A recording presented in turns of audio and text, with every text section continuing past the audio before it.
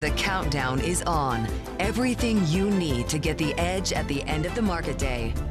This is The Close. Tech stocks brushed the dirt off their shoulder and pushed the S&P back toward a record high. All right, let's go through the market check. Let's get to the markets, because right now we are actually pushing back to those record highs. As you say, we dust our shoulders off, we get the dirt off, and we're up 0.5% on the S&P 500. This is led by tech. Tech leads the charge, NVIDIA we'll get into in a moment, but I'm looking at 10-year yield. Also, that perhaps is the tail that wags the dog of the stock market. We're down 6 basis points after 5 straight days of losses on the bond market. The 10-year auction, it is solid, and we managed to get a little bit of buying action. Copper futures come down from that extraordinary move that they were traded here in the US. Of course, COMEX were up by 2.8% after yesterday's fear factor of the 50% tariffs coming from Trump. And I look at the fear factor of tariffs, Trump also talking up about the focus on Brazil. Not looking pretty, Romain. We're currently seeing weakness versus the US dollar. That is the cross-asset story, but in the equity story, there is one story, and that is NVIDIA and that $4 trillion market cap. An interesting note out today by Bloomberg columnist Ed Harrison on how NVIDIA's surge to that $4 trillion valuation might actually solidify the chances of a coming crash up or a crash down in markets, as in his view, we sit in the sweet spot of vulnerability, particularly with the trade war impact far from resolved. Now, his concern isn't misplaced either. Investors, for now, really do seem to be kind of brushing the dirt off their shoulders, downplaying the tariff risk. BNP Paribas today citing data showing more large investors like hedge funds coming off the sidelines, chasing that rally. But the big question, at least the one I have, is that money going to be funneled to a broad array of stocks or to just a few of the big names? And that is the big risk. Not the tariffs directly, but the second-order effects of whether the narrow rally can stand up to another trade shock or a tariff-related inflation surprise.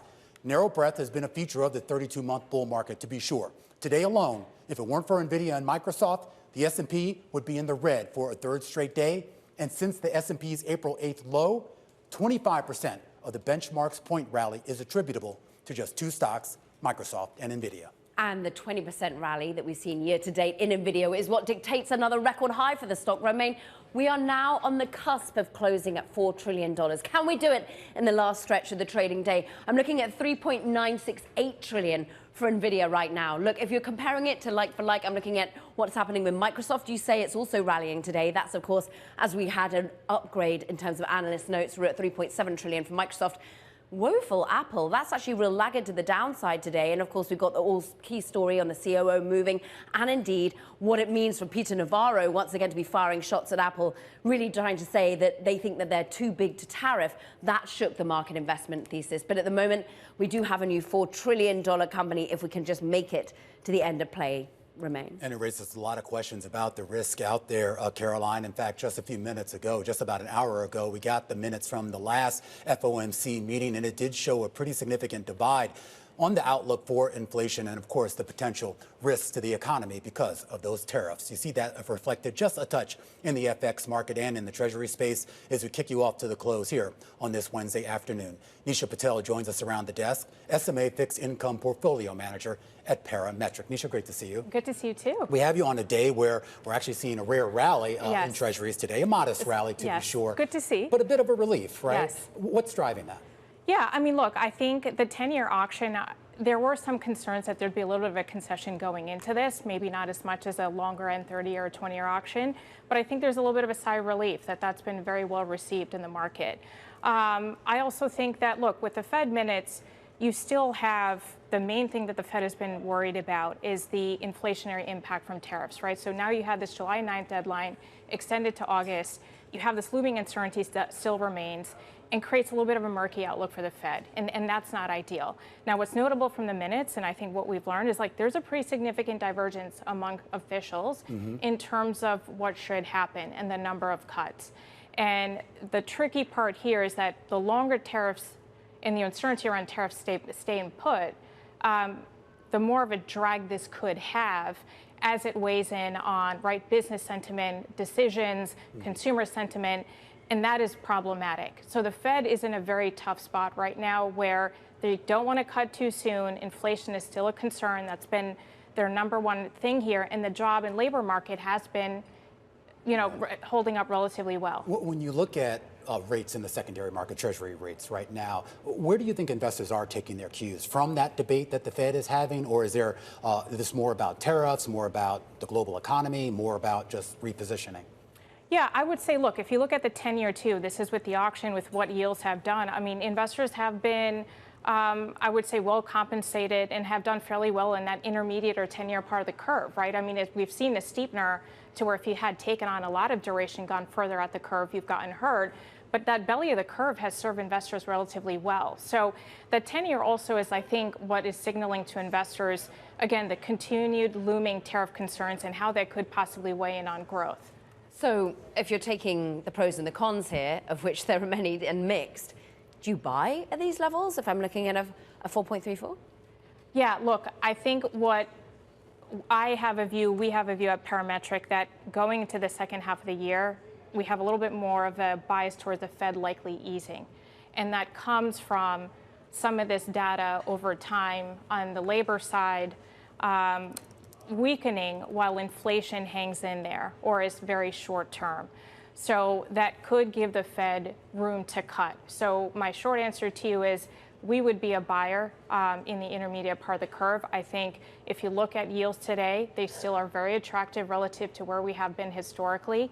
In a disinflationary environment, bonds still provide a valuable component in an investor's portfolio as a diversifier.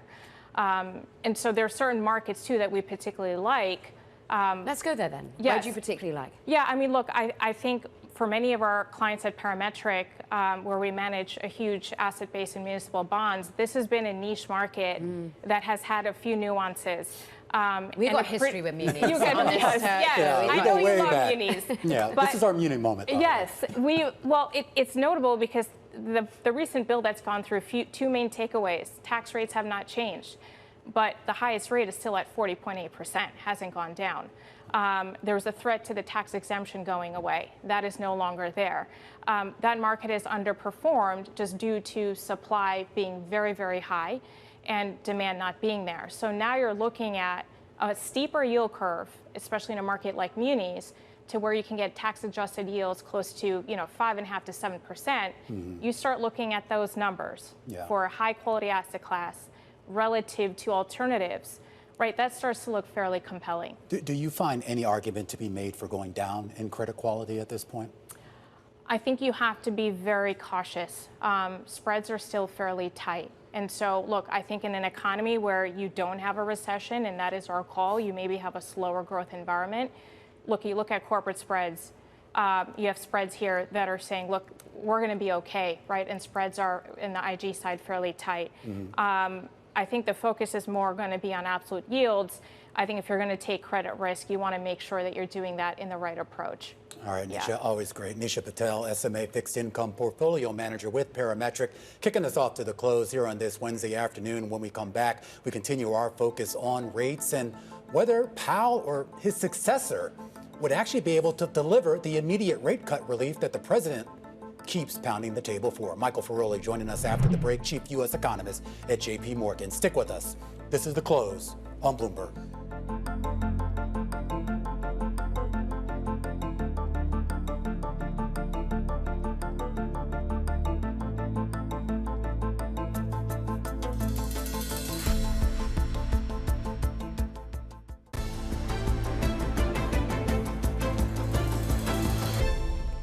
We've digested today's Fed Minutes and the emerging divide among current rate-setting officials. Longer term, though, investors betting on any immediate rate cuts after Fed Chair Jerome Powell's term ends in May, well, they might also be disappointed. Though President Donald Trump has vowed to appoint, quote, somebody that wants to cut rates, Fed watchers warn it may take some legwork to convince other Fed officials.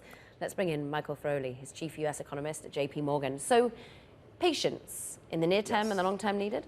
Yes, not sure about the long term. As you mentioned, there was a lot of divide on the FOMC today, most of it relating to, or I should say at the last meeting, most of it relating to tariffs and how that's going to pass through to inflation and how soon and how persistent. So I think that's going to really determine the evolution of policy between September and next year. I think July is off the table after last Friday, but it's really that divide that I think is going to determine and the realization of the inflation readings over the remainder of the summer. That's really going to play out. So I believe December is your call for Correct. when we're going to get a cut. But come May, when there is someone new, do you think it's just down, down and away, or do you think that's more nuanced as well? I think that is more nuanced. Look, the chair normally has the committee on his side, but normally the chair leads from the center. So I think a new chair that comes in and pushes an agenda that is at odds with what the economic data would dictate is going to find himself with 11 people opposing that. So I think it's a little more nuanced than just coming in and pushing hard against a committee that may be united in opposition, particularly if it's not a close call. Well, that's what I'm curious about. I mean, we've heard a lot of anecdotal evidence from former Fed members about that process. People would talk about how Greenspan would get on the phone with every single person individually, talk to them before the meeting. Apparently, Yellen, Bernanke, and even Powell apparently did do the same thing. But there is now some concern that as you start to get more of an ideological divide on some of these issues, that's going to make the challenge much harder for whoever the next Fed chair is. So I don't sense there's that much ideological divide in the current FOMC, right? And you have had two governors who recently came out quite a bit more dovish than anticipated, and some feel like that's posturing for potentially getting the job. Right. But I think when you look at the presidents of the 12 regional reserve banks, there's really no ideology there. I think it's just how they read the data and how they weigh the evidence on the outlook. I know the narrative coming from Powell and the rest of the FOMC members are that we are an independent organization and we go by the data and not by the political pressure. I am curious, though, if political pressure is a risk that you are starting to think about, given the personality of the president and his very stated desire to push interest rates down. I think at the margin, one could make the argument that if it's a close call, one might now there's two camps. One says you lean against that to show your independence. The other is you just give a little bit to just smooth things over. But I think it really has to be a close call for that to really be a feature of any decision they make. Just going back to the here and now and the fact that we're expecting yet further tariff clarity, maybe. Maybe. Well, how do you factor that in? How ultimately are you seeing the inflation resilience going into a December call for you or longer term even? Yeah, I think the longer we draw out this process, the longer it takes to get resolution, right? So after April 2nd and even April 9th and 12th or whatever it was, we were thinking, all right, we'll get some resolution by now and then we'll know what's in the data by, maybe the fall. And the longer we draw this out, the more it's going to, I think, embolden those on the committee who say, wait a minute, we can't be cutting into an environment in which we still have big inflation risks. So it does make things trickier both for ourselves as forecasters on Wall Street, but as well as the Federal Reserve. And that's why you're paid the big bucks. Michael, I'm interested about the jobs data. Yeah. And look, I'm coming from a tech show where we think about day in, day out, the impact of AI and the jobs cuts that we see in Microsoft and how many savings they're able to make on the day. How are you trying to track jobs data and whether or not we will start to see some sort of weakness, whether it be fundamentally from what's happening with tariffs or inflation pressures or what's actually happening more from a technological perspective? Yeah, so far we haven't seen any evidence or strong evidence that AI is what's behind what we're seeing in the composition of the jobs data. Now, we're probably early in the AI cycle here, so I wouldn't want to say that's going to continue going forward. But I think a lot of what we're seeing recently has just been a more symptoms of the maturation of this business cycle where you're seeing much less exuberance for hiring. And it's also kind of hard to say yet that we're seeing evidence of tariffs as a big driver. But, these things don't turn on a dime, right? We just have data through June. Well, with regards to the AI and maybe the upside in AI, are you seeing yet or do you anticipate that we will see some meaningful uptick in productivity writ large? So, certainly one thing we have seen is AI affecting the CapEx numbers, and we see that in spending on structures, on data centers, and that's in the hard data, and that's, starting to get pretty significant. So far, as I mentioned, we don't see it yet in the productivity numbers. We do think eventually it will add. I think we'd probably be in the middle of the range of, there are some people who are quite optimistic on what this means and others who are not. I think we're probably fall in the middle of that range. All right, Mike, always appreciate it. Michael Feroli there, Chief U.S. Economist at J.P. Morgan, as we continue to barrel towards the close. When we come back, we're going to go out to Sun Valley, Idaho. Media titans descending on the annual Allen & Company conference. You're seeing there former Meta COO Sheryl Sandberg walking in there. We're going to get an update out of what's going on and maybe the deals being made. This is The Close on Bloomberg.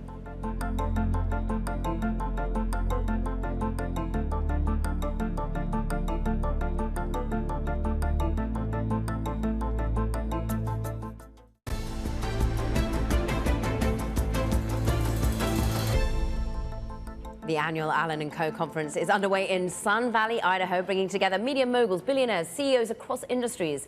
The one and only Ed Ludlow is also on the ground there. Hi, friend. We're also seeing the likes of the Treasury Secretary, too. Yeah, the Treasury Secretary, Scott Bessent, gave the kind of late morning seminar, some kind of commentary and presentation on the direction of the US economy to those lucky enough to be inside the room, and we'll continue to kind of poke into that. It's not unusual though, right? There have been times in recent years where a sitting cabinet member will appear at Sun Valley. Scott Bessent has his origin in the world of finance, of course, and he will know many of the people in the room. There is this kind of distraction where everyone's focused on whether or not Mark Zuckerberg is going to meet with Sam Altman and they're going to talk it out about some of the talent poaching or talent conversation that's been going on. We haven't had any verification of that other than Sam Altman telling us that he intended to say hello and that he was looking forward to it. But it really goes back to Allen & Co.'s history and core, which is TMT. You know, the focus right now is particular TV assets. A&E, the Disney Hearst JV for cable, which includes the History Channel, is front and center because as if by magic, that's what was reported on the first day of Sun Valley, that they're up for selling that. But it's almost being discussed as like, if that goes, is that the first domino to fall? We know that Comcast is looking at different options in the cable space. And then in the background, you have David Zaslav, who's always quite vocal here on the sidelines of the conference, talking about the path forward for Warner Brothers Discovery, where by mid-2026, his expectation is, because they don't need any approvals, you will have WBD split between a pure play streaming business and a pure play studio business. People are talking about this environment having a bit more energy now, and then away from that, AI jobs and everything, and a little bit of gossip about, well, what happened with Linda Yaccarino, the ex-CEO, but I'm not hearing much of the truth behind that so far. All right, Ed Ludlow on the ground out there in Sun Valley, Idaho, as the Allen & Company conference is underway. Typically in the past, we normally learn maybe after the fact about potential deals that not struck there, certainly seated there. And there are a lot of expectations, particularly coming into this year with the media landscape going through some very significant changes. David Joyce joins us right now, senior analyst over at Seaport Research Partners. And David, I mean, you can pick your narrative here, whether it's what's going on with Paramount, what's going on with Warner Brothers, who knows, and also really just the idea that this is now a conference less dominated by old school media and more by, I guess, newfangled big tech. And I am curious as to what, if anything, you would hope to learn out of this when it's all said and done. Yeah, that's right. You do have more of the large, internet platform companies being visible. AI, as was mentioned. Also, the sports companies are becoming more evident, becoming media powerhouses.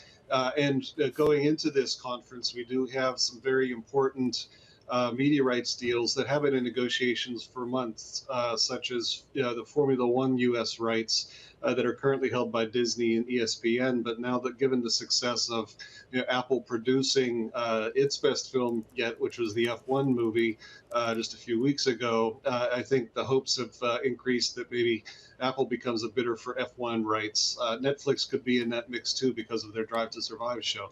So it really is a emblematic of the evolution of media that is, embracing the new platforms. Yeah. But it does boil down to a lot of the, the content and where the rights are and how it gets distributed. Who are the buyers at this moment, David? We're just hearing from Ed out there in Idaho, and everyone talk about A&E Networks, the latest one to be perhaps sold off, and this is a Disney Hearst joint venture. But there are a lot of assets up for either spinning or being bought. Who are the buyers? Is it private equity? Well, yeah, I think there is a lot of industry rationalization that is really on the cusp of coming to reality. You've had commentary coming from Comcast's new spinoff called Versant. It hasn't completed yet, but they want to reinvent what it means to be a media company. Granted, they get most of the linear networks from Comcast, but they've talked about wanting to get into more digital assets or looking at digital properties that could be, adjacent to their current properties. So there could be some smaller types of tuck-in acquisitions that result. Private equity could be involved in the industry rationalization, but I think that you really get more value out of combining strategic assets. So that's why this is an unusual situation where we've got the pending Warner Brothers Discovery split and the pending Comcast split. and you just recently had Lionsgate and Starz separating. You've got a lot of streaming assets within linear companies that maybe would be better suited in an environment where they're not just bundled, but physically part of one company. So Yeah. I think private equity could be involved maybe on the sidelines, but I think this is going to be more of a strategic set of plays that we do see from here. But as the sort of media landscape shifts, though, David, I mean, what do you envision potentially as the being sort of the future structure of that? Are we going to see that broad sort of umbrella conglomerate model that a lot of us grew up with and know, or is it really going to be kind of this piecemeal thing that we've navigated over the last few years that seems to be getting even more piecemeal? I think you'll see some concentration of asset types, but each of the resulting companies still has to maintain ownership of IP of some form in order for it to be valuable, to be monetized on the different platforms, be they linear or internet or wireless. So I think that the concentration of the capability sets is really the direction that we're seeing these companies head, because you can get synergies from from just the scale of those like assets. David Joyce, Senior Analyst at Seaport Research Partners. Great to catch up with you. Thank you for your time. Coming up, we're having a conversation with Haseeb Qureshi, Managing Partner over at Dragonfly. Outlook for crypto, the regulatory momentum seen under the Trump administration, that seems to be continuing. The House, what is next week going to be, Romain? A big one. Yeah, I mean, 3 bills working their way through Congress. Everybody seems to think they're going to pass. Crypto week. It's a crypto week. Is that a bad week to take off? Remember when I used to hate crypto? You used to force me to talk about it every day, and now... Slowly but surely. It's not quite... Thanks to you and Joe Weisenthal. Well, it's not quite the market cap of NVIDIA, but NVIDIA. all told. All right. Welcome back to Bloomberg Tech. We'll be back in a moment. This is Bloomberg.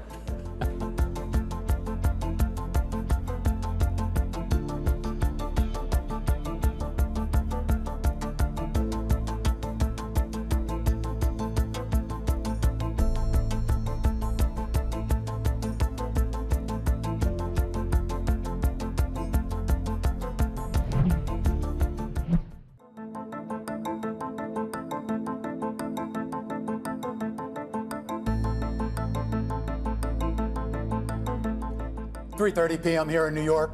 This is the countdown to the close. I'm Romain Bostick. And I'm Caroline Hyde, Hello. joining for today. How are you? The co-anchor of Bloomberg Tech. And maybe a little bit more tech for you. I know, the former co-anchor of The Close. Welcome back. And coming back for a short time, but a good time, and a good time talking about my favorite thing. What is that? Crypto. Crypto. Did you know that next week is going to be Crypto Week in Congress? Apparently. Isn't every week Crypto Week? Well, yes. If you ask people in the crypto sphere, they'll tell you every week is Crypto Week. But in all seriousness, you got 3 bills trying to work their way through Congress. Most people think all 3 will pass. They certainly have the support of the president. And this will probably be, at least from a legislative perspective and regulatory for that matter, probably one of the more consequential weeks for the crypto industry ever. And there's sort of pros and cons in there. Basically, there's some trying to stop the Fed from issuing central bank digital currencies. There's some looking for the CFTC to take over jurisdiction. Bye-bye SEC. And we'll see if that occurs.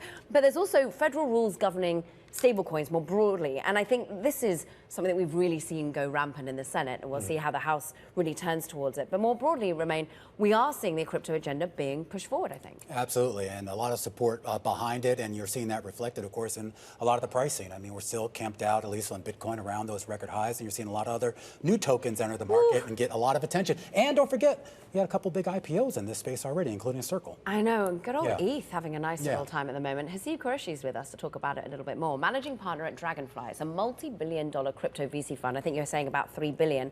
And let's just take a step back. This landscape, this crypto week, has it just put fuel to the fire of the companies that you're looking to invest in at the moment? So Crypto Week itself is really more about Trump's agenda than it is about the industry itself. I think the idea is that Trump has seen that a lot of this legislation he wanted to get passed much earlier. It's kind of gotten stuck in committee. People are infighting between the House and the Senate. So there's a little bit of push and pull happening right now, specifically around the Clarity Act, which is the market structure bill that decides, is it the SEC, is it the CFTC, how are these things actually regulated? That one's the tricky one. The other 2 bills are actually much less contentious and I think almost certainly going to pass. The market structure bill is the one that in the industry we're the most concerned about, of like, is this thing going to pass? Because there's so many degrees of freedom of how does the CFTC handle this? What's a security? What's not a security? It's the one that historically has been the hardest to get consensus on. And what's interesting about your fund in particular is that you're kind of an East and West one. And ultimately, therefore, I go to you and say, what does the regulatory landscape look like it could be here in the US vis-a-vis Singapore, vis-a-vis what's happening in the Middle East or indeed in the UK? That's right. The reality is that we're way behind the rest of the world on this, right? The only country that is more inimical to digital assets is China. Right, so America has a big opening, and we've now decided. China. Yeah, look, we've decided that we want to be friendlier to digital assets, but we're a little bit schizophrenic about what exactly does that mean. So, in the last 6 months, there's a clear mandate from the U.S. government that we want to be friendly to digital assets, but actually creating a clear regulatory regime, many other countries have done it. The vast majority of large countries in the world know what is a security, what is a commodity, where do these things get traded, how do they get regulated. The U.S. is the last one to basically say, look, we don't know. We have no laws. Right? Bitcoin has been around for almost 20 years. We have not passed a single law. Not a single law. We have some rules, we have some vibes that have shifted, but actually putting this stuff down on pen and paper and making it really legible to people, what are they supposed to be doing if they want to build neutrally and legally in the US? Right now, it's all kind of, finger in the air. A dumb question and a loaded question. Yeah. But isn't this sort of no law, this lawlessness, Wild West era, is that not more beneficial to the crypto sphere right now, as opposed to actually having something actually set in stone in terms of laws and regulations? No. Look, okay. I think once upon a time, it was very wise to say, hey, it's too early. We don't know what this is going to be. We don't know how it's going to work. Crypto's now been around for such a long time that, this is one thing people talk about, oh, crypto's so new. Like I said, Bitcoin has been around since 2008. Yeah. It's actually quite old now. Yeah. It's basically, it's ready to go to high school. Yeah. That also means that people who are in their early 20s, they don't remember a time before Bitcoin existed. That the stark reality of how long this stuff has been around and how uncertain we are about how it's supposed to fit into the legal regime, that's a problem. Well, to follow up on my loaded question, there's also this idea that we've seen a lot more corporations start to add Bitcoin and some other crypto assets to their balance sheets. This was very controversial when folks first started to do it, and it was really just a couple of folks, including now Strategy. But we've seen this really start to broaden out to a lot of companies that really had no real connection at all to the crypto sphere. Is that healthy in your opinion? Well, Tesla was the first to do this, remember, back in 2020, 2021. I think the mania that we're seeing around some of these treasury companies that are just taking a bucket full of Bitcoin and taking it public and hoping that it trades at a premium, I think eventually the music on that has to stop at some point. Because otherwise all the world's assets will be put into treasury companies and taken public. Obviously that has to stop somewhere. So you're not investing in those types of companies? We're currently not investing in any of the currently existing ones. It's plausible to me that you'll have one or two of these vehicles for a couple of assets for which people are secularly bullish. And there are these long-term trends. I think for Bitcoin, it's pretty obvious that there's a long-term secular trend in favor of Bitcoin. Is that true for every single asset under the sun? Probably not, right? And so I think the universe of investable assets for which this kind of structure makes sense, and it only makes sense for a period of time, right? Will it be still true in 20 years that Strategy is going to trade at a significant premium to NAV? That sounds probably not true. And look, we're already seeing Bitmine Immersion Technologies, Thomas Lee's on the board. They've fallen after they said that they were going to be selling some equity to buy more ETH. SharpLink Gaming's just been doing the same thing. I'm interested where else we're expanding to, which crosses into TradFi a little bit more, is the tokenization of equities. Now, what do you make of what Vlad is trying to push at Robinhood, what that means in Europe? He's trying to push it forward first, but are we suddenly going to have more tokenization of equities? Do we no longer have IPOs on the stock market, but crypto companies start IPOing via tokenization? Okay, so what Vlad is trying to do is very simple, which is say, hey, the market structure of the way that we trade equities is suboptimal. That's not to say that, okay, nobody should be trading equities. We want to do it on the weekends. Well, we want to do it on the weekends. We want to do it 24/7. Well, okay, you might not, but look, Robinhood has a very specific profile of customers. And that profile of customers, they tend to be young. They tend to be, maybe somewhat more impulsive than the average trader. What's that? You're trying to say I'm not young. No, I'm not. No, I'm sorry. Like young to the point where they're a little crazy. Totally okay, fine. let's say a little crazy. And that kind of trader, they want different things than institutions want. They want different things than maybe you and I want, right? I'm also not somebody who's YOLOing into a stock at 3 a.m. But if there are some people who want to do that, creating a market structure that enables that, like one question you ask is, why does this even need a blockchain? The answer is that it actually doesn't, right? There's nothing that stops a stock market from operating 24/7. Obviously, we have markets that do operate 24/7. Some would argue that part of the benefit is that the settlement would be faster, you would need less collateral for the market makers, the idea that it would make it more efficient. That's Yes. their argument, not mine. Look, my argument is that simply you can do all of these things in traditional markets. In principle. In practice, you can't. Right? In practice, you can't. And if I ask somebody in traditional finance, why can't you settle in real time? Why can't you, put money in and out of these markets without having to wait a single day for things to clear? And nobody can really answer the question. They know what you mean, and obviously it's true that, okay, well, internet technology already moves at the speed of light. Why is it that it takes so long? Nobody can really explain to you. They just know that it does. And if you put this stuff into a blockchain, because a blockchain is transparent, it's open, it's permissionless, you can just rebuild a new system that is much faster, and people can instantly see, aha, I see how this thing works. That is largely the virtue. It's not that you couldn't do it with traditional rails. It's that nobody can explain to you why you can't undo the spaghetti that is the traditional financial system. All right. Well, we need to talk to you a little bit more in the future about that spaghetti. Great to have you here. A great conversation. Asib Qureshi, managing partner over at the crypto VC firm Dragonfly. All right. When we come back, we're going to talk about the stock of the day, and that is NVIDIA, the founding member of the $4 trillion club on an intraday basis. NVIDIA is our stock of the hour, and it's up next right here on The Close on Bloomberg.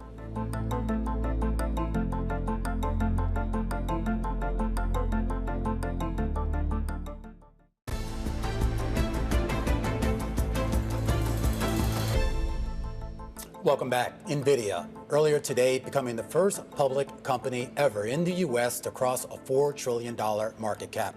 Now, that is on an intraday basis at its current price right below 163, slipping just below that $4 trillion level. Nevertheless, an historic day that really speaks to the unbridled hype around the advent of artificial intelligence. Mandeep Singh joins us now, Global Head of Technology Research at Bloomberg Intelligence. All right, so I guess this wasn't surprising. Everybody knew this was inevitable. They were going to get there. I guess the question is, from a fundamental basis, what continues to drive them to a market cap even well beyond where they are now? I mean, post-April lows, I feel there have been a few data points that have really tilted the optimism, and notably, OpenAI doubling their revenue from almost $5 billion to $10 billion in a span of 6 months, and Anthropic going 4x from $1 billion to $4 billion. So everyone who was questioning the ROI on these GenAI investments can see the proof now. And on top of that, your biggest customers, the hyperscalers, have already guided to a higher CapEx next year. We're talking about $400 billion plus in CapEx from the hyperscalers, which have grown. It used to be 3 hyperscalers. Now you have Oracle and xAI and some sovereigns. So that's why everyone is so excited about NVIDIA's potential, not only this year, but also going forward. I mean, Mistral looking to raise another $1 billion in equity plus debt. I'm looking at analyst recommendations. At a $4 billion market cap for a minute, we've still got 68 buy ratings on this stock and just 1 sell. Is the next catalyst earnings season? Is it going to be Microsoft, which is busy saving $500 billion, it would seem, on its own AI savings? Its commitment to GPUs the next earnings season is going to be what gets us there, even further? I think so. And we keep hearing from all the suppliers to NVIDIA, right? The TSMC, the Hon Hai, the folks who are part of the supply chain. You look at their AI growth, it's been north of 40, 50%. So everyone has been talking big about how AI is a super cycle, and they continue to see a long runway. With that being said, that is what is priced in the valuation right now. When people think about $4 trillion market cap, that's what's baked in. So imagine if you change suddenly the assumptions that it's not going to grow at 15, 20% CAGR for the next 5 years, then you will see a reset in the multiple. Sorry, so I had to look this up. I didn't realize they even had a sell rating. Now I had to figure out who this lone wolf was over at Seaport. This just happened a couple of months ago at the end of April. And his thesis seems to be on this idea that all of this is basically priced in, that the customers of NVIDIA, or at least the big ones, are trying to design their own chips.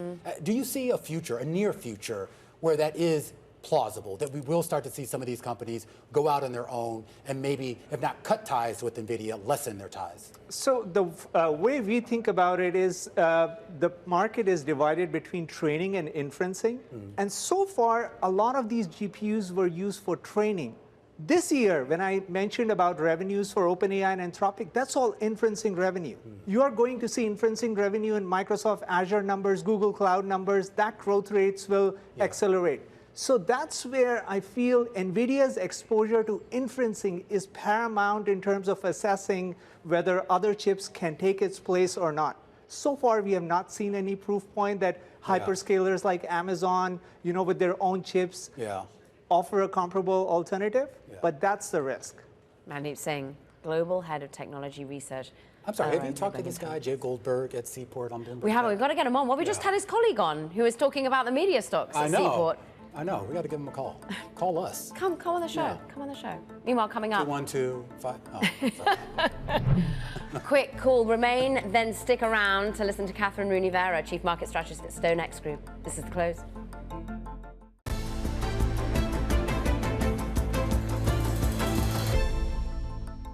The tricky part here is that the longer tariffs and the uncertainty around tariffs stay in put, the more of a drag this could have as it weighs in on business sentiment, decisions, consumer sentiment, and that is problematic. So the Fed is in a very tough spot right now where they don't want to cut too soon. Nisha Patel over at Parametric kicking us off to the close just about 50 minutes ago with stocks not far from their record highs, driven today, of course, by big moves in NVIDIA and Microsoft. They are two of the key points contributors, but so is Meta, Amazon having a nice day, even though we've had some softer data when it comes to that Prime Day that's upon us. 4 straight days of it, I might add. Have you bought anything on these Prime? It's a Prime week now. But yeah, exactly. I've got loads of days to do it. Okay. Maybe that puts that off. Maybe that's why the numbers are a little bit soft if you look at some data representation. But I'm looking at the S&P 500 that is not soft. We're up 0.5%. As we say, big tech leads the charge. But also not soft is the demand for the 10-year at the auction, and that's why we see the yields push down about 6 basis points. I love that. This is sort of this Pollyanna thing. Everyone's sort of looking for this sort of big cratering in the Treasury space, and yet we continue to see demand, and maybe that's because there really is, at least in the Treasury space, globally, there really is no alternative. Yeah. Or indeed, 4.33 doesn't look that bad. And finally, they start to offer up a little bit of a richer premium, and we've had 5 straight days of a sell-off. Copper comes down after that mega move yesterday, which I know that you covered at the commodities close era of things, and the fact that we've got Trump still adding to anxiety in the market, whether it's about copper and tariffs, or whether it's about the Brazilian real as well, and saying that really he's not getting any good narrative out of Brazil right now, and maybe we'll be getting a tariff and a letter sometime this week. That really does put pressure on Brazilian real. So we do still have that overhang across the entire market, but how can we therefore have a $4 trillion company? And that's really the question right now, and I think a lot of people are starting to ask that question when it comes to the potential risk out there and whether investors are looking past those risks. Catherine Rooney-Vera joins us right now. She's Chief Market Strategist at StoneX Group, joins us here in Studio 2 to count us down to the close. Catherine, I do want to start off with risk and whether you actually see any sort of meaningful problem with this, let's just call it a record rally, off those April lows that have been driven by a relatively small cohort of companies. Well, yeah, there's inherent risk. The market is really not discounting the more structural risk, which I consider to be crowding out of the private sector. You see that in the Treasury market, you see that in the housing market, you see that in the US dollar. And this is essentially what it's doing is it's a tightening of credit conditions, and it's keeping real yields high, and probably, in my view, will go higher, meaning the back end moves up and continues to move further. What's happening is that there's, an influx or rather an outflux of treasury issuance at the short end. And it has to be rolled over. So we have $7 trillion coming to be rolled over in third quarter, plus additional new issuance that was announced today, about $450 billion, with the price-insensitive buyers, which are the central banks, the Fed, China, Saudi Arabia, Russia, stepping back, forcing the private market, us and everyone watching, to step in and to finance those or to buy that paper. We're requiring a higher premium, and I think that trend is just going to move higher. Well, but we have not really seen that premium, certainly not on the long end of the curve, at least on what you would expect it to be on a relative basis, not only relative to other parts of the curve, but even relative to other assets out there. I mean, you look at the differential that you're getting in the Treasury market versus maybe potentially in equities, it's pretty tight still. Yeah, but this is a short-term funding issue, and what we're seeing is the administration attempting to fund deficits with short-duration paper and getting revenues from tariffs, and that's going to be a tough equation to follow. So I think that what we're going to see is additional pressure on the back end as fiscal deficits not only don't get corrected, but potentially worsen. So that's why I'm bearish long duration in terms of the Treasury market and prefer shorter duration and the belly of the curve. And what about cross-asset? Do you just remain in the short term or belly of the curve when it comes to bond market, but where else? Look, I think in the equity space, there's still value to be had in industrials, especially in defense. I still like gold. I think in the FX market, there is value in the Brazilian real. You talked about that just before I came on, as well as in Mexico. And so I do like Latin America in terms of equities and foreign exchange. And European equities have done phenomenally well, and we think they're still a hold. How does the US dollar speak to all of that?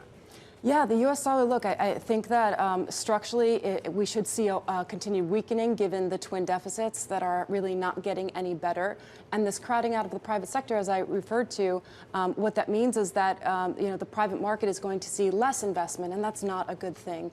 And companies then therefore see a squeezing of their margins. So I think that when we're looking at earnings for this second quarter, what we're going to see is margin pressure picking up, not a question of demand, but more a question of costs and margins. I am curious about foreign buyers of U.S. assets, particularly in the equity space, because there's been a lot of talk. You mentioned the outperformance in Europe, and there are a lot of people that like to point out, too, that the outperformance that some of these folks are getting on a exchange rate adjusted basis is even greater than what the actual numbers on the screen are.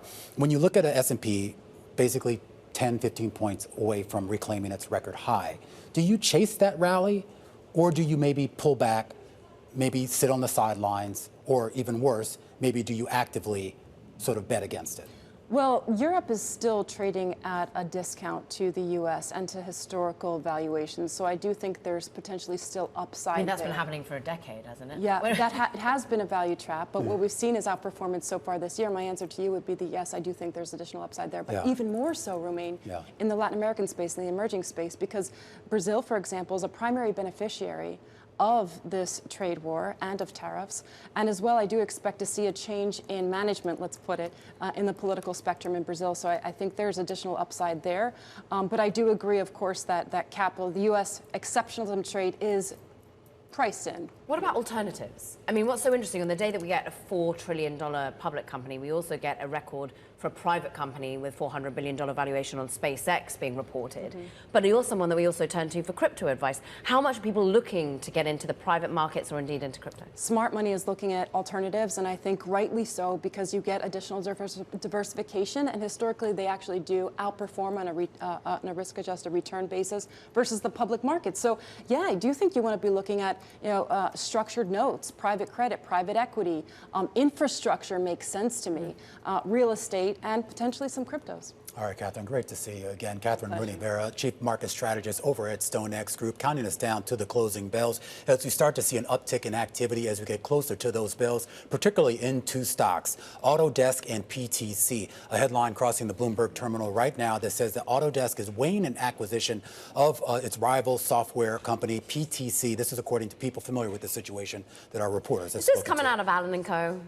I mean, this is where M&A happens, right? I don't know, but you're looking at PTC now up 8%, Autodesk taking a little bit leg down. But it gets to this idea, the idea that M&A is finally back in vogue again. And maybe particularly if you want to be buying into AI, and we've seen some transactions that are going cross-border in this particular perspective, we are starting to see people sitting on cash and wondering what to do with it. All right, we're going to try to dive a little bit deeper into that story. We're also going to break down all of today's market action and push ahead to tomorrow with a global simulcast that starts right now. The Closing Bell, Bloomberg's comprehensive cross-platform coverage of the U.S. market close, starts right now. And right now, we are 2 minutes away from the end of the trading day. Romain Bostic, alongside the illustrious Caroline Hyde, taking you through to the closing bell with the global simulcast. It starts right now. Tim Stenevec in the radio booth. His assistant, Carol Massler, joining him for one day this week. Welcome to our audiences across all of our Bloomberg platforms. Here on, I guess we could call it a record-setting day, at least for NVIDIA, a record high, and briefly, a $4 trillion market cap. Yeah, briefly before dipping back down. But, you take a look at the Mag 7. I'm looking at the Bloomberg Mag 7 Total Return Index, and you've got 6 of the 7 names all higher today. So if you want to know where some of the momentum is, and this is something we talked about with Gina Martin Adams, investors continuing to plow money into those kind of really mega cap tech names. That's where it seems to draw the most attention. Not looking like a record, though, for the S&P 500 today, Caroline. We are just about 0.3% from that all-time high that was reached back on July 3rd. So that record is safe for now. Safe. We wait to see what can catalyze it. I think the bond market has really spoken to the stock market today as well. The fact that those auctions went well, the 10-year catching that bid, the yields scream lower for the first time in about 5 days. Maybe that juices some appetite when it comes to the stock market. We should also point out, just looking at the cross-asset picture, you're seeing Bitcoin now back around that 111,000 level, and the VIX below 16 right now, and that raises a lot of questions as to whether people are ignoring potential risks and volatility out there in the markets. Makes me wonder if some of that risk could be in earnings, right? We're just, about a week or week and a half away? No, Carol. Tomorrow. Delta reports tomorrow. No, you know. Do you not pay attention about to the JP show? Morgan on Tuesday. Come on, you know when it unofficially starts. The earnings season officially kicks off tomorrow. Delta and ConAgra set to report earnings. Meanwhile, here on the day, green across the screen for most of the major indices and averages here in the great United States of America. Dow Jones Industrial Average higher by more than 200 points or 0.5%. The S&P 500 just shy of its record high, 62.63 and change, up about 0.6%. The NASDAQ Composite and NASDAQ 100 each up just a little less than 1% on the day. The Russell, believe it or not, that's your outperformer once again, and maybe that's a good sign, rallying 24 points or 1%. Yeah, that's kind of interesting to see that outperformance there. Hey, S&P, I'm going to go back to the big caps, if I may. 302 names in the S&P 500. Caroline, higher today, 200 to the downside, 1 unchanged. Meanwhile, I'm looking at the sector breakdown. If you're looking at the S&P, utilities lead the charge up more than a percentage point, but you've got big old tech doing its groundwork as well. Communication services, of course, you fold them together, and that is why you've got NVIDIA, Meta, Amazon as your leaders of the pack from a points perspective. Consumer discretionary in the red, consumer staples, a little bit of energy too. All right, a lot of green there. I'm going to go back to something that Romain mentioned earlier, and that's NVIDIA. It did top $4 trillion in market cap. First time for a company to do that ever. And we are seeing it, though. It did close at $3.9 trillion, so a little bit below that. But nonetheless, the stock up about 1.8% in today's session, up about 21% here in 2025. So a big milestone for that company. Meta Platform, another of the Mag 7. This one up about 1.7% in today's session. This was a top gainer in the NASDAQ 100. The company buying a minority stake in Luxottica. We've talked about this before, that relationship. Yeah, we talked about it yesterday. You weren't here. Sorry. Some things never change. It's like how it's just like. Are you getting flashbacks, Caroline? I gotta go. Now you know why she left the clothes and went to Bloomberg Tech. She's come back. He's right, going to mention your boat in a minute, Caroline. Oh, I forgot about the boat. Shh, Caroline, come on. So anyway, deepening its commitment when it comes to the smart glass industry, according to folks in the know. So it looks like they've got just about 3% of the stake. I'm going to stop talking because apparently you talked about it yesterday. But I am going to the number one gainer in the S&P 500. That's AES. And this company up about 20% here at the close. So pretty much closing at its highs of the session. Bloomberg News, an exclusive reporting this morning that the company, it provides renewable power to tech giants like a Microsoft, exploring options including a potential sale amid takeover interest. And this is, again, according to people with knowledge of the matter. So a lot of speculation, but nonetheless, investors definitely taking note of AES. Again, up about 20% in today's session. Investors also taking notes of cocoa prices. Have you guys seen cocoa prices? Yes. They are high. Cocoa powder is in short supply. I've got a little bit of a food theme with today's decliners. Hershey, the second worst performer in the S&P 500 today, down 4.7%. Cocoa powder used in everything from baking mixes to protein shakes. It's now in short supply. Prices for the ingredient surged about 16% in the past year. They're now trading near a record. Companies such as Mars and Hershey, they have different tactics to try to reduce their reliance on cocoa powder, reduce bar sizes, add things like nuts. They've even promoted non-chocolate products altogether. Nonetheless, shares of Hershey down 4.7% today. We should note that yesterday shares fell 3%. The company did name Wendy's CEO Kirk Tanner as its CEO, replacing Michelle Buck. That's going to take place effective August 18th. On to beverages. Monster Beverage down 3.3% today. This after Rothschild & Co. Redburn analyst Charlie Higgs cut his recommendation on the company to neutral from neutral to buy, citing valuation and gross margin pressure from tariffs, an increase in prices on aluminum. So some concern there. Shares fell 3.3% today. And how about some conveyor belt sushi? This is a close to $1 billion market cap company. Shout out to Carol Masser for sending this one my way. Kura Sushi fell as much as 16.5%. This is a company, they've got 78 locations in the US. They've got 9 of them on the way. There's actually a location in Flushing that we can go to try it out, do some research. Trip. Let's do it. Sweet Cheers, shrimp, Phil. octopus, squid, salmon, tuna, snow crab. Okay, so you already DES page. Wow, you already know what you were going to order. Shares fell even after the company raised its sales guidance for the full year. Maybe not. Citi says that the longer track record of earnings outperformance is needed to justify its lofty valuation. Shares are up more than 500% since the company IPO'd back in 2019. Hey, just real quickly here, in the crypto space, we're just now seeing Bitcoin actually retop that $112,000 level. Of course, that was the record high, falling back below that just now. But again, still trading at that level as we talk about risk sentiment coming back into this market with that big push higher. And I mean, obviously, apparently, I'm missing out here. And now crypto back to the top. Just real quickly, I do just want to point out yields on the day, too, because we talk about some of the concerns about that auction, which seem to have gone well. And you see the drop in yields on the day. In fact, this is the first time we've seen a drop in yields in the previous 5 sessions. So a 6-day here, finally a little bit of a rally in prices, though I should point out that one of the key parts of the curve, that 5-year, 30-year yield curve, continues to re-steepen.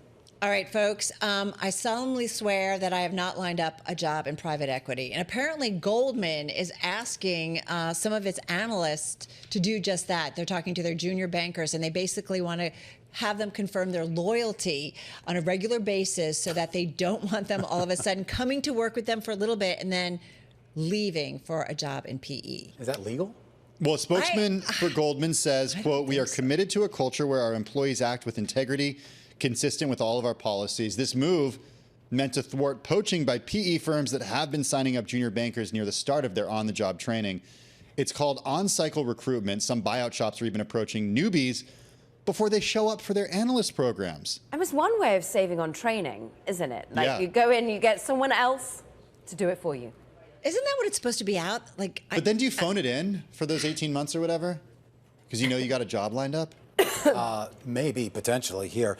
Sorry, guys, to break up the conversation here, but we're actually getting some news on Kellogg here, actually rallying about 40% in the after-hours trade. Are now learning that Ferrero is nearing a deal, a $3 billion deal to buy WK Kellogg. Of course, this is the cereal company. Remember, they kind of split in two here. You have the snacks business, and then you have the cereal business. I believe WK Kellogg, that's still the cereal company. This is according to people familiar with the situation, and say that a deal announcement could come as soon as this week. Well, good to see some deal flow happening, right? This is all Allen & Co. Everyone's over there in Idaho. Yeah, and we were just talking even before the simulcast here. There was that report about Autodesk looking to buy out one of its competitors, PTC. That would be a deal of a few $1 billion as well here. So a lot of activity, a lot of cash being splashed, Caroline. Apparently that's a British phrase. I never knew. Or at least I taught it to remain, anyhow. Frosted Flakes, Fruit Loops, Rice Krispies, Raisin Bran. Have you eaten any of that, Tim? Have your kids? If my kids, this would be bad news if my kids knew about some of these. Yeah, these were not allowed in the Stenevec house. Some of these were not allowed in the Stenevec household growing up. You are a healthy guy. Corn Pops, though. You know, I have a soft spot for Corn Pops. I don't even know what You know, that they used to be is. called Sugar Pops, my dad told me. That's what they got in them, mainly. Sugar Pops. Pops. Truth in advertising. Yeah. It's like Now Sugar corn. Smacks. All right. Shares of WK Kellogg, I'm just going to go back there, up about 40% here in the aftermarket, so something to certainly keep an eye on. All right, guys, that is a wrap. Good to have you here, Caroline. Are you back tomorrow? I am. Oh, okay.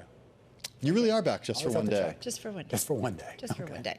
That's a wrap. Our cross-platform, radio, TV, YouTube, Bloomberg Originals. We do it all. Caroline and Romaine, of course, finishing up there and continuing on television. Tim and I back here on Bloomberg Business Week Daily on Bloomberg Radio. We'll see you again, same time, same place tomorrow.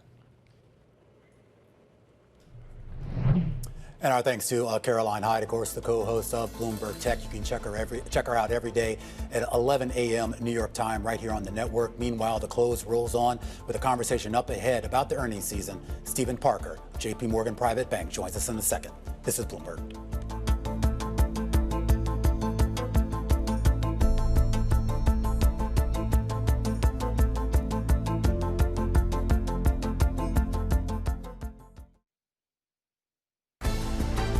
The countdown is on.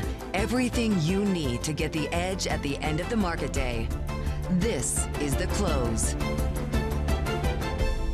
Welcome back to The Close. I'm Romaine Bostic. Just about 11 minutes ago, markets did close on what was a decidedly risk-on day. You see that reflected in the almost near record rally in the S&P 500, up about 0.6%, closing out just less than 15 points shy of its all-time high. You also saw a lot of activity, though, in Bitcoin. And just a few minutes ago, we did see Bitcoin cross back above its all-time high of $112,000 and change, falling slightly back below that, but it really is a testament here to some of the risk on sentiment that we've seen in the market. And really emblematic of that is what we saw in the big tech space. Take a look at NVIDIA. At one point early in the session, we did see NVIDIA rise to a $4 trillion market cap. That was on an intraday basis, but nevertheless, it is a milestone, the first publicly traded company here in the U.S. to ever do that. It closed slightly below that, but still at 162.88, up 2% on the day. That is a record high. Now, of course, not everything was rosy out there. We did see a little bit of activity going on in WPP. This is the British ad firm. The ADRs here in the U.S. dropping about 18%. A lot of concern right now about a potential slowdown in advertising that some people are interpreting as a potential slowdown in economic activity. And we're going to get a big taste of that maybe tomorrow morning, or tomorrow afternoon, I should say, when Delta Airlines is scheduled to report earnings. The shares rallying for yet another day, only up about 0.4%. But remember, this is a stock that has been on the back foot for the last few months. And that does bring us to our top story for the hour. And it is that record run for stocks and the start of an earnings season that will either ratify that bullish narrative or maybe poke a gaping hole in it. Bloomberg Intelligence surmises that the S&P 500 as a whole will report EPS growth of just 2.8% for the second quarter. That's almost 4 percentage points less than what consensus forecasts reflected just 3 months ago. And if you exclude technology, the index is expected to post a decline of about 0.7% year over year. Now, the silver lining is that expectations are low, so low that the bar for beats should be easy to clear. Though that may not necessarily translate into meaningful moves higher in stock prices. Last earnings season, when a company beat EPS estimates by an average of 7.5%, that only netted a one-day stock price move of just 0.1%. And that, of course, means that the market move risk, given where we sit near record highs right now, is likely skewed more to the downside, even with an upside earnings surprise. Joining us right now is Stephen Parker, co-head of global investment strategy at J.P. Morgan Private Bank. And Stephen, I do want to start off the conversation with the earnings season. I know expectations are low, and we should point out it's not all gloom and doom. We're still looking for growth. In some cases, we're looking for top-line expansion and even margin expansion. Do you think, though, that's going to be enough to justify some of the valuations that we currently have in the market right now? So we do think that the expectations for this earnings season are too low. In fact, we think based on the strength that you'll see from the tech sector and from the Mag 7 specifically, we could get close to double-digit earnings growth in Q2. Now, as you said, given the starting point on valuations, we're going to need to see that strong earnings growth because that's what's going to support markets moving higher. In the near term, we wouldn't be surprised if upside surprises don't necessarily lead to upside in prices, but that's healthy. That's an opportunity for markets to consolidate a little bit, have valuations come in, and set us up for the rest of the year. When you look at the market, do you think the market is healthy? We do think the market is healthy. I mean, a lot of people are focused on the fact that the recent rally has been very concentrated, specifically amongst the tech sector and the Mag 7. But if you recall, on a year-to-date basis, the Mag 7 is still underperforming the rest of the market. So the recovery that we've seen is really a reversal of the sell-off that we saw at the start of the year. And we think that earnings are going to have to catalyze us to move higher, but we think we're in a good place. Assuming for a second that we do see this rally continue, do you think it's going to be kind of a rising tide lifts all boats, or will it continue to be narrow? And the second part of that question is, are there certain sectors of this market that maybe you're favoring more than others? Yeah, we're actually pretty close to our base case target for the end of the year. Our preference right now is to be a little bit more targeted in the exposures that we're taking. We think that specifically the tech sector, on the basis of continued strong earnings, the revitalization of the AI theme, we think that can continue. We also think there's opportunities in financials. We think the bank deregulation story has legs. And if you keep in mind, those are also two sectors that are largely fundamentally insulated from a lot of the tariff noise that's creeping back in again. On the AI side, we talked obviously a lot today about NVIDIA at a record high, Microsoft also at a record high, and a lot of the names in that AI space have performed phenomenally for obvious reasons. There's a lot of questions about how long that runway is. And we were talking with one of our internal analysts at Bloomberg Intelligence. He thinks there's a long runway there. He thinks CapEx is going to continue to go up, and the ROI on that for the customers is also going to continue to expand. Yeah, we think the AI story has legs, both in terms of the hyperscalers who continue to benefit from the huge CapEx story that continues to play out. If you remember, going into the first quarter, there was a lot of concern about cuts to that CapEx. We've seen the opposite. But we also think the AI story is going to begin to broaden. So what are the applications that are built on top of that AI infrastructure that will benefit software companies, but also companies across different industries who can be more targeted in their advertising, more targeted with their customers, helping to boost productivity and revenues? Risk. What is the big risk that you're keeping an eye on right now? Well, we think that the big risk is that markets seem to have gotten a little sanguine. You know, we're seeing a lot more noise around tariffs, and markets are kind of shrugging it off. We recognize that valuations are high, so there's not a lot of room if the earnings season doesn't come through as we expect that it would. Now, that being said, we would use any weakness in the market as a buying opportunity. So what we're saying to clients right now, particularly clients who are fully invested, start making your shopping list. Think about those things where if we get some disappointment, if we see some volatility, you're going to be ready to buy, because as we've seen this year, markets move quickly. How much are you modeling in higher tariffs, meaningfully higher tariffs? I mean, July 9th is more or less come and gone. And I know we technically have a new deadline of August 1st, but there is still some concern that right now the average tariff rate in the U.S. is way higher than what it was at the start of the year. And that when this all shakes out, whatever Trump decides to do, it'll probably still be meaningfully higher. We agree with that. Our base case for tariffs is that we'll end up with a rate of somewhere between 10 and 15%, which is well below the worst case scenario that we saw post-Liberation Day, but still much higher than the 2.5% where we started this year. We think that's going to be a drag to growth in the second half. We do think inflation will likely pick up a little bit, but we also think that markets are more likely to look through it as we start focusing on some of the pro-growth legislation, deregulation, tax cuts, and potentially Fed cuts towards the end of the year. All right, Stephen, always a great conversation. Stephen Parker, one of the best in the business, co-head of Global Investment Strategy at JP Morgan Private Bank. And when we come back, we're going to continue to talk about economic conditions and the lingering economic uncertainty that is weighing on a lot of businesses and consumers alike. A conversation up ahead with Ben Van Leeuwen. He's the co-founder of a namesake ice cream brand. He's coming up next here on The Close on Bloomberg.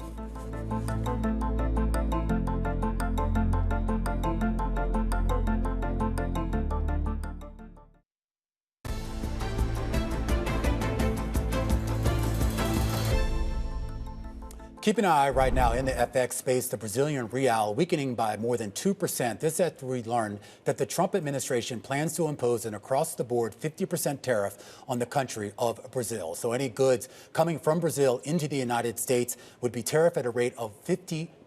We're going to try to get you some more details on that, but an immediate reaction going on right now in the FX space, and it's raising a lot of questions about the cost of commodities. Even prior to this headline, we had already seen cocoa prices near record highs. We had seen big ructions in other big commodities coming out of South America. And now, of course, the latest news out of the White House with the imposition of a 50% tariff on Brazilian goods. Now, our next guest has to navigate a lot of those food costs. He's a big entrepreneur in the food space, a big entrepreneur in ice cream, going from truck to a nationally recognized name. Ben Van Leeuwen. He joins us right now here in Studio 2. He's the CEO and co-founder of the Van Leeuwen brand of ice cream. Great to have you here. Thanks for having me. As somebody who's eaten tons of your ice cream, I feel like I already know you. I do have to ask you, though, about inflation. Yes. Obviously, running a food business is already very difficult, not only in terms of making the product, but being able to source your ingredients reliably and a cost that's favorable to you. How has that been lately?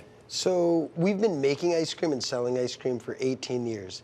In the last 3 years, we've experienced headwinds from a cost of goods sold standpoint in a way that we have never seen before. So it started with bird flu, which I think took out 500,000 head of dairy cows in the span of like 6 months. So we saw our cream and milk prices skyrocket.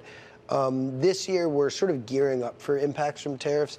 We haven't felt any of those yet, but There have been a lot of weather things that have happened in chocolate growing areas. So chocolate prices are up. So it's been really tough. For us, we will not compromise on quality. So a year and a half ago, my supply chain team and my CFO said, Ben, cream prices are going up 30%. We have a solution. Let's reduce our cream, and we're still going to be the highest butterfat on the market. And I said, we are not reducing our cream at all because I want to keep the product exactly the same. So it was an investment in quality that I think works. If your costs start to rise, though, do you eat that or do you pass it on to the consumer? You're already a premium product, both in terms of the flavor as well as the price. So I am curious, do you have room to raise prices if you need to? It depends on the market. It depends on the product. Wholesale and retail are different. But for us, the calculation will depend on whether we think it's a temporary price increase or a forever price increase. It's interesting you make the distinction between wholesale and resale. I mean, obviously you started with the truck. You obviously sell directly out of your own shops, but of course you have a big presence in grocery stores. I assume, let me not assume. Is the grocery side of the business more difficult to navigate than, I guess, the direct-to-consumer, for lack of a better phrase? Totally different challenges. The grocery side of the business, we could scale from selling to 10,000 grocery stores this year to 20,000 next year with a lot more flavors without a lot of capital expenditure. But there's going to be more marketing spend. To increase our scoop shop business, we have to physically build more stores. We have to go through permitting in those markets, but we have more control over it, and we have more control over the outcome there. So both businesses are good. I personally enjoy the scoop shop business more. I got into this business because I love hospitality. I love serving people. I love being around people.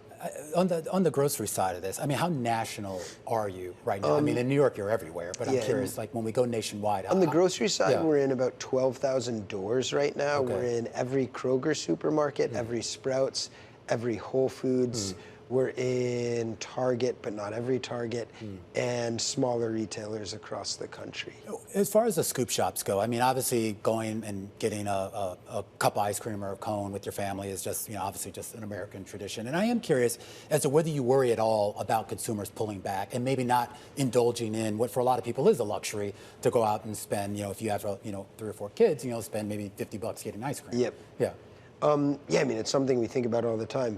I think we would be most impacted by that in a market like New York, where we're very mature and we've fully saturated the market. In Texas, in Nashville, in Atlanta, where we're opening tomorrow, in Charlotte, where we're opening in a few weeks, we're still so new in those markets where the demand is much greater than we can fulfill out of those stores. So for mature markets, we're prepared to see an impact from consumer confidence. In new markets, there's so much potential from growth that we don't think we'll see as much of an impact. What is your long-term growth strategy or growth ambition? What do you want this company to be? We want Americans to think about super premium ice cream and for Van Leeuwen to be one of the 3 names that they think of. Have you thought about expanding beyond ice cream into other products? We have. I mean, our ice cream is defined by not only its base of more cream and more eggs than any other ice cream on the market, but our sourcing of ingredients like pistachios from Bronte, Sicily, that grow on the slopes of Mount Etna, Northwest Totem variety strawberries that grow in the volcanic soils of Oregon, whole bourbon and Tahitian vanilla beans. So we've thought about taking these products and creating what's called Van Leeuwen Market, where we're selling these very carefully sourced artisanal products, incorporated into products beyond ice cream, or sometimes just as a raw material. Do you ever just go in there and just make your own ice cream anymore? I know you're probably busy with other things now, but... Absolutely. And we're gearing up to open the first ever Van Leeuwen Flavor Lab, which is an innovation kitchen that is literally inside of a Van Leeuwen ice cream store. So from the store, you will see our entire innovation team, our entire commercialization team working, and you'll see new flavors coming out of that store every day, every week, new products, sometimes beyond ice cream. Is that going to be here in New York? That's in Greenpoint, Brooklyn. Greenpoint, Brooklyn. All right, we got to get out there. Ben, we have to leave it there. Great conversation. Thank you. And a great product. Ben Van Leeuwen is the co-founder and CEO of the Van Leeuwen ice cream brand. Stick with us. When we come back, we're going to go back out to Sun Valley, Idaho for the Allen & Company conference. This is Bloomberg.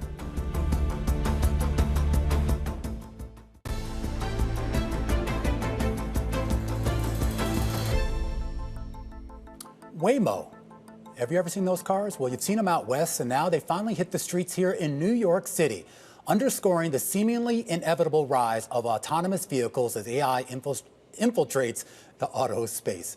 For more on the impact of robotic solutions on automakers, let's bring in John McNeil. He's a serial entrepreneur and most notably spent some time at Tesla as an executive. He now is the co-founder of the startup incubator DVX Ventures. All right, John, anytime I travel out west to San Francisco, LA, I see these Waymo vehicles. I had a chance to ride in them. I haven't seen one yet on the streets of New York, but I'm told they started rolling out this week. And, let's face it, if you can make it in New York, I guess you can make it anywhere. But it really gets to this idea, the idea that autonomous driving is viable and, more importantly, commercially viable. Is that true? It is. I've been asked by my friends on the East Coast, like, when is autonomy finally going to arrive? And my answer is, for the last year has been, it already has. If you go to the West Coast and spend any time in San Francisco or LA or Phoenix or Austin, you see these, and they've become the majority of the rides that I take in San Francisco now. And so San Francisco's got the density of New York City, and it has hills that New York City doesn't have. And so you could argue that Waymo has solved a more difficult problem already in San Francisco than they'll experience in New York. But as you said, it's pretty exciting news to hear that their vehicles are out on the streets. They're mapping. They're not doing rides, but they're mapping in New York and Philly and Boston and Washington, D.C. And so I think finally the East Coast contingent is going to get a taste of autonomous driving and how magical this is. It is magical, and I have to just kind of point out too. I mean, we're a little different than San Francisco. Pedestrians here, bikers as well, kind of have their own rules that aren't always compatible with the vehicles on the road. So they're going to Waymo's certainly going to have to have that learning curve to adjust to. But when you look at the technology behind it, and particularly the competing technologies that we're seeing in the robo-taxi and other autonomous vehicles, is there one in your view that you do think is better? And by better, I mean safer and more reliable. Yeah, I think to your point, you've got to lean towards safety to get the acceptance of the public and the acceptance of regulators.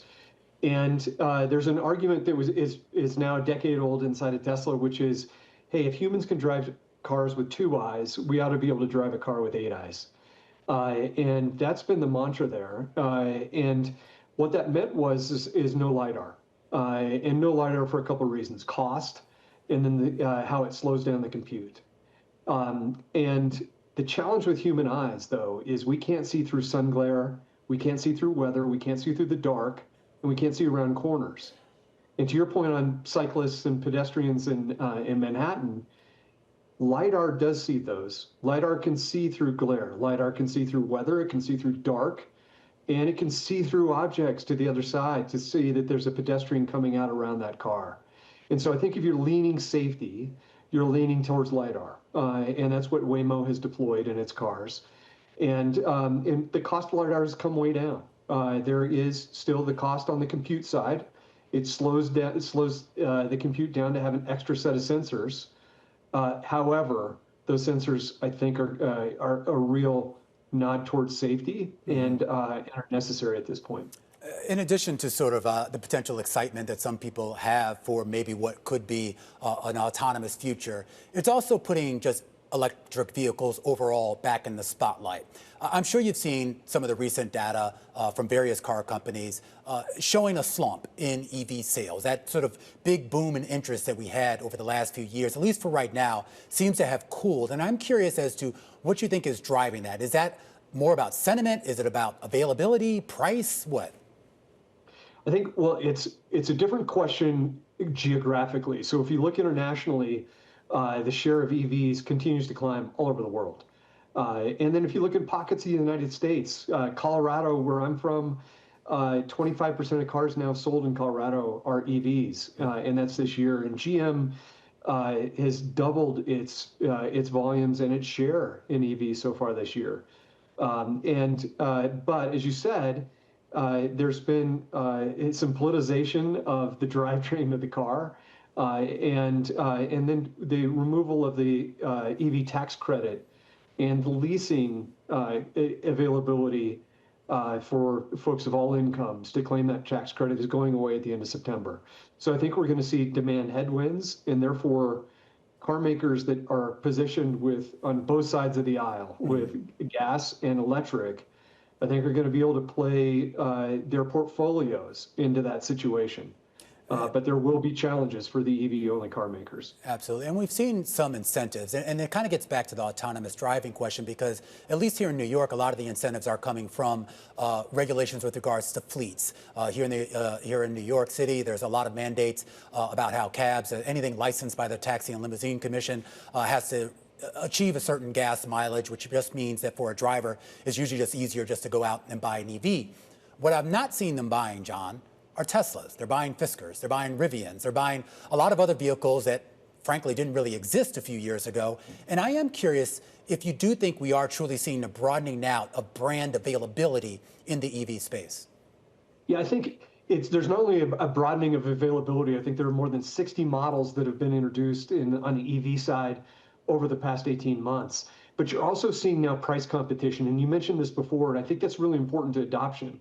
The Chevy Equinox EV is the best-selling EV in GM's portfolio by volume.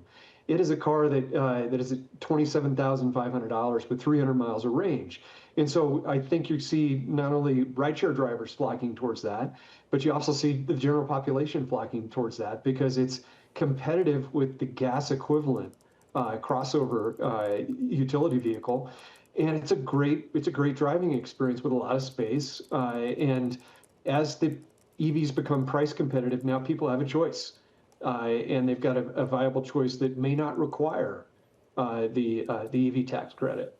I have to ask you, of course, John, about Tesla and more importantly, its leadership. And I know there's been a lot of questions. We don't have to get too deep into the politics, but there are a lot of people looking at how much Tesla was a pioneer in this space and what sort of allows it, I guess, to hold on to its relative dominance, its relative relevance, if you will, and whether that means you need a new leader in that CEO seat.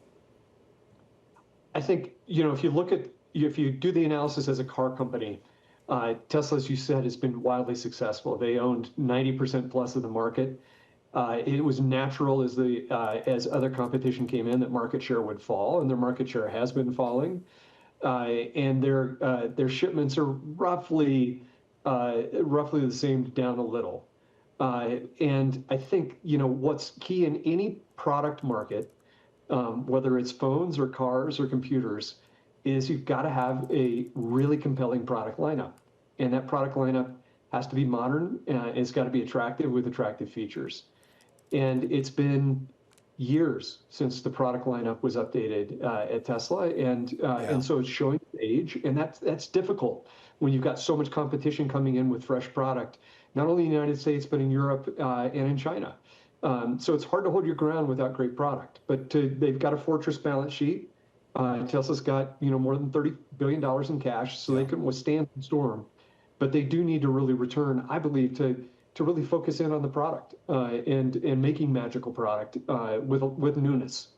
All right, John, I have to leave it there. Always a great conversation. John McNeil there, the co-founder of DVX Ventures and, of course, former president over at Tesla. Tesla reports earnings 2 weeks from today, but the rest of the cohorts are getting started tomorrow. Delta set to report before the bell. Citi's Stephen Trent joins us right now as he warns top-down uncertainty could continue to limit short-term visibility on U.S. discretionary spending. Stephen, explain what that means here. Does that just mean we're not flying as much?